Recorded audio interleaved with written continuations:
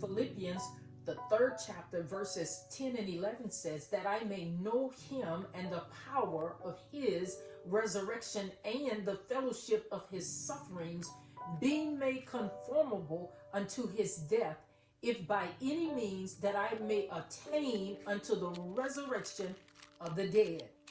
It is by the same power of the Holy Spirit that raised Christ from the dead that allows you to experience the restoration of life. When you meditate, think on such scriptures as John, the 11th chapter and verse 25. Jesus said unto her, I am the resurrection and the life. He that believeth in me, though he were dead, yet shall he live. That's good news. Let us become more acquainted with him, understanding the remarkable wonders of his person more completely, and in the same way experience the power of his resurrection, which overflows and is active in you as a believer.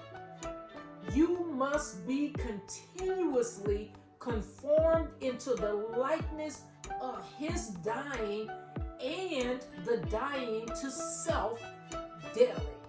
Remember Matthew's, the 11th chapter, verses 28 and 30. Take my yoke upon you and learn of me, for my yoke is easy and my burdens are light. Only then can you experience the power of his resurrection, when you are willing to suffer the experience of his death. Kingdom woman, our word for this week is resurrection.